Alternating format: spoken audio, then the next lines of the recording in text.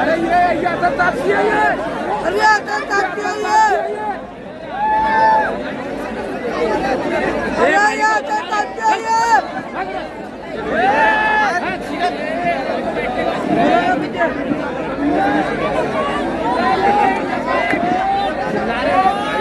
लबन चल लबन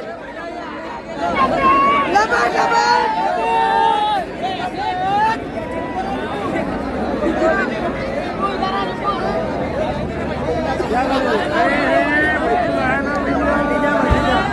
इसके बाद लड़े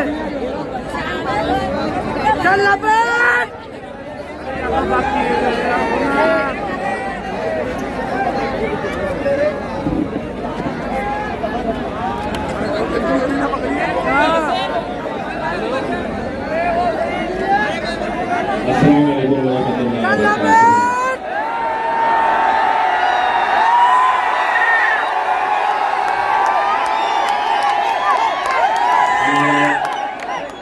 नारेगांव के साथ और नारेगांव का हमारे साथ एक अजीब गहरा रिश्ता है। अल्हम्दुलिल्लाह 2000 भाई पीछे वाले कह रहे हैं आप बैठ जाए करके, आराम से बैठिए। असद साहब बात के जो देने वाले हैं आराम से अपनी अपनी जगह पे बैठ जाए तो ज्यादा बेहतर है। अल्हम्दुलिल्लाह आप लोगों ने मजलिस इत्तेहाद उल मुस्लिमीन को पिछले न जाने कितने सालों से आपने हमें गले से लगा कर रखा, अपनी दुआओं में शामिल किया। आप लोगों का जोश, आप लोगों की दीवानगी उसी का नतीजा है। अल्हम्दुलिल्लाह 2019 के अंदर हमें ये शर्फ हासिल हुआ कि मेरे नायब बैरिस्टर असदुद्दीन अवैसी साहब के बाजू पार्लियामेंट के अंदर जाकर बैठने का मुझे मौका मिला। मैं वो खुशनसीब इंसान हूँ जिसने असद साहब को बड़े करीब से उस पार्लियामेंट के अंदर जब वो अकेले बैठते हैं और अकेले जब डट कर मुकाबला करते हैं, हुकूमत से आंखों में आंखें डालकर सवाल करते हैं, तो मैंने तो बहुत करीब से देखा है।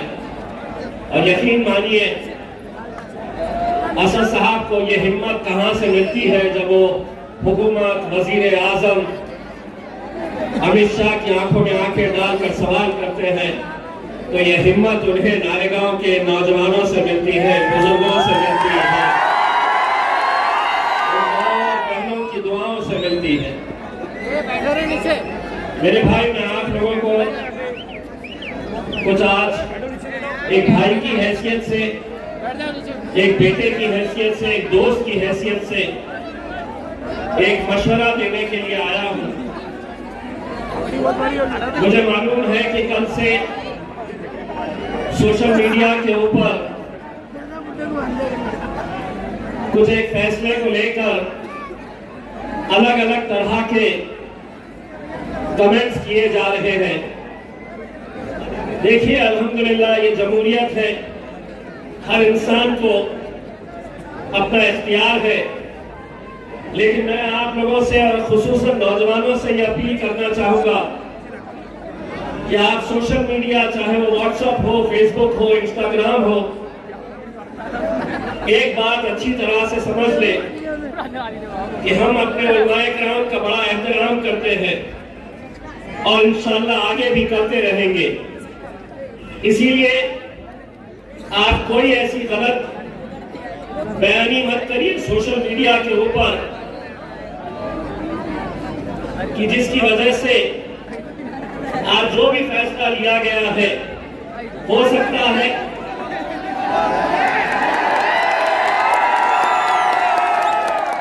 ये हमारे राजस्थान के सदर है मजलिस इत्तेहाद उल मुस्लिमीन के जमील खान साहब, ये उनकी मोहब्बत है। जमील भाई, बहुत बहुत शुक्रिया आपका। तो मैं जो बात कह रहा था, कल ऐसा ना हो कि आज जो फैसला लिया गया है और कल अगर अल्लाह ने दिलों को फेर दिया और हमारा आमना सामना हो जाए तो किसी को शर्मिंदगी का मौका नहीं मिलना चाहिए। हम जब आंख से आंख मिलाए तो किसी ने शर्मिंदा महसूस नहीं करना चाहिए। बस यही मैं आप लोगों से अकबर गुजारिश कर रहा हूं और एक बात आप लोगों को उतने ही मजबूती के साथ कह रहा हूं कि इंशाअल्लाह 20 तारीख के दिन सिर्फ मजलिस और पतंग के ऊपर ही मोहर लगेगी। इंशाअल्लाह 23 तारीख के दिन औरंगाबाद सेंट्रल और औरंगाबाद ईस्ट इंशाअल्लाह ये दोनों ही सीटों के ऊपर मजलिस इत्तेहाद और मुस्लिमीन कामयाब होगी आप लोगों की दुआएं और आप लोगों की मेहनत के नतीजे में। आप ये बात अच्छी तरह से समझ रहे हैं कि आज हमें यहां पर हराने के लिए, गिराने के लिए कैसी कैसी साजिशें रची जा रही है।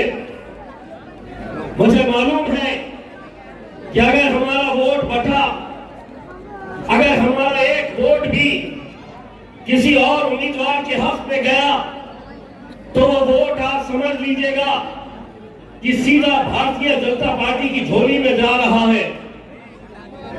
वरना क्या वजह है कि पूरे महाराष्ट्र के अंदर मजलिस की इस सीट पे आपका बेटा, आपका भाई, आपका दोस्त इम्तियाज अली को हराने के लिए 28 उम्मीदवार मुसलमानों के खड़े किए गए।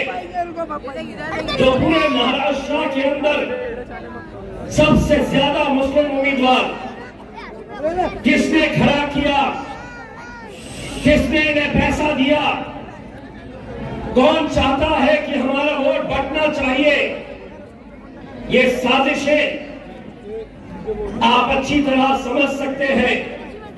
इसका सीधा फायदा किसको मिलने वाला है। लेकिन मुझे पूरा यकीन है इनकी आंखों में जब मैं देखता हूं तो इनकी आंखों के अंदर मुझे पतंग उड़ता हुआ नजर दिखाई देता है। यकीन मानिए ये वो बस्ती है, ये वो इलाका है जहां पर जब भी हम आते हैं तो हमें एक हिम्मत मिलती है, एक ताकत मिलती है। मैं तमाम उलमाए किराम, इस इलाके के बुजुर्गों, मेरी और माँ और बहनों से मैं ये इल्तिजा करना चाहता हूं, ये बहुत बड़ा पॉकेट, बहुत बड़ा बेल्ट है हमारे लिए। हो सकता है कि कल जब नतीजे आएंगे 23 तारीख के दिन, जीत और हार का फैसला नारेगांव की यह आवाम तय करने वाली है।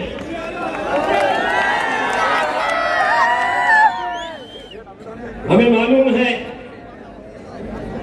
कि अगले कुछ दिनों के अंदर कैसी कैसी साजिशें और रची जाने वाली है।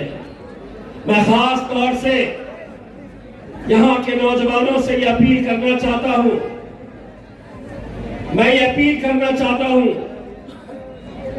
कि अगले कुछ दिनों के अंदर आपको चौकन्ना रहना है।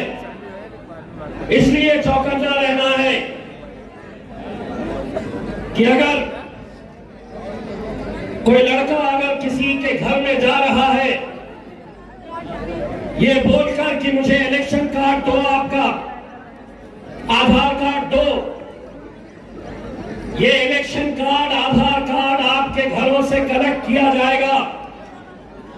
इलेक्शन से एक रात पहले आपके उंगली पर स्याही लगाई जाएगी और उसके बदले में आपकी कीमत तय की जाएगी कि एक वोट के बदले में हम 300 रुपये देंगे, 500 रुपये देंगे, 600 रुपये देंगे। ये ऐसे हथकंडे लोकसभा के इलेक्शन के अंदर भारतीय जनता पार्टी ने, शिवसेना ने सरकारी मशीनरी का इस्तेमाल करते हुए ये सब हथकंडे अपनाए थे। हम एक बार गिर चुके हैं, अब अगर खड़े हैं तो अच्छे अच्छों को गिराने के लिए खड़े हुए हैं। एक बात समझ लो, गलती से भी अगर कोई ऐसी गलती करने के लिए नारेगांव के अंदर आएगा,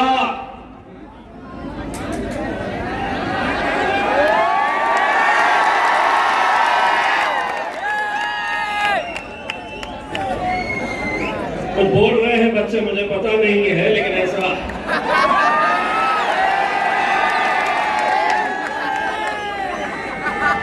अंधी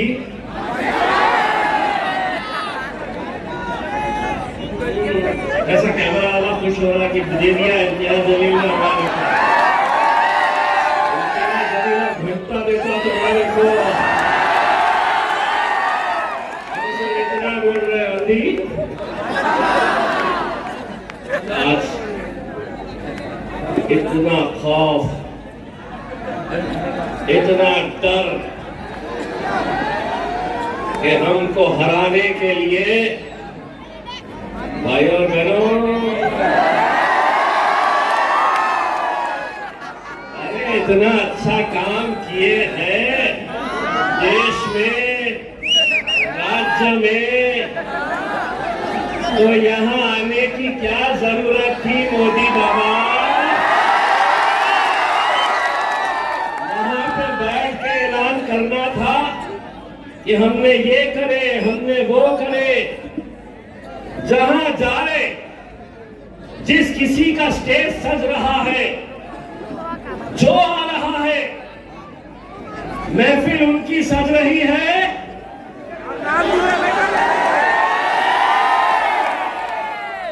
चर्चा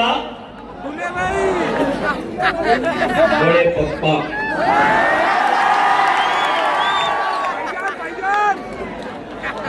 देवेंद्र फडणवीस, भारतीय जनता पार्टी के महाराष्ट्र के प्रमुख आए।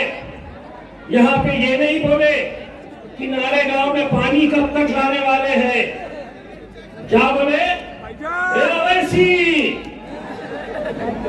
मैंने दूसरे दिन बोला, ए देवेंद्र, हम सूद समेत वापस देते हैं, गूंगे बुक्के और बहरों की जमात नहीं है मजलिस।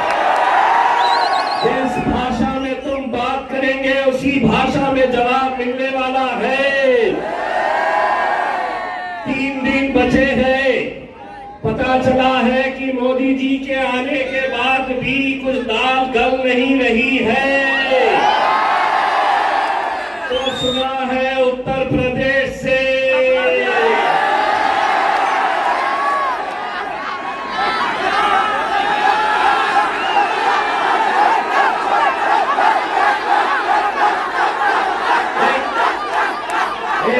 टकला नहीं बोलते,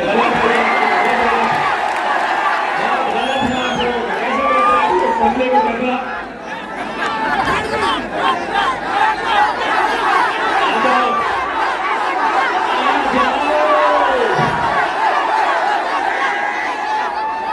मेरे सैया बगैर गाड़ियां लगाए, बगैर 300 और 500 रुपये दिए, सिर्फ इतनी पब्लिक जमा करके बता तो हम मान जाएंगे।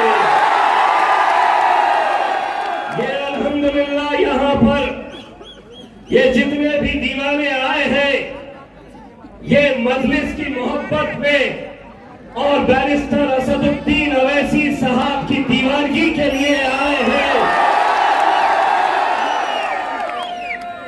सब परेशान रहते हैं, अरे यार तुम्हारी सभाओं में इतनी पब्लिक आती कहां से है? हम उनको ये बोलने वाले हैं 20 तारीख के दिन देखना कैसा धपा धप धपा धप। मुझे मालूम है कि लोकसभा के इलेक्शन के वक्त में नारेगांव के नौजवानों ने, नारेगांव के छोटे छोटे बच्चों ने, हमारी माँ और बहनों ने शिद्दत से इबादत की थी, ये दुआएं मांग रहे थे कि हमें कामयाबी मिली, लेकिन अल्लाह की कुछ और मसलहत थी। यकीनन वहां पर हम नाकामयाब हुए। हो सकता है कि अल्लाह ये चाहता होगा कि पार्लियामेंट में इम्तियाज जलील, तुम्हें असद साहब के बाजू बैठने की जरूरत नहीं है। वहां पर 100 सोनार की 1 लोहार की हमारा असदुद्दीन अवैसी अकेला काफी है। हो सकता है अल्लाह ने कुछ हमारे लिए अलग सोच रखा होगा। ये इम्तियाज, तू जा विधानसभा के अंदर और जिसने मेरे नबी करीम सल्लल्लाहु अलैहि वसल्लम के खिलाफ गुस्ताखी की थी और जिसकी पीठ थपथपाने के लिए एकनाथ शिंदे आए थे और उन्होंने कहा था उस रामगिरी को कि तुझे केशा नहीं, हाथ लाऊ देनार नहीं, तेरे बाल को भी हम धक्का नहीं लगने देंगे। एकनाथ शिंदे साहब, वो रामगिरी भी खुद तखला है।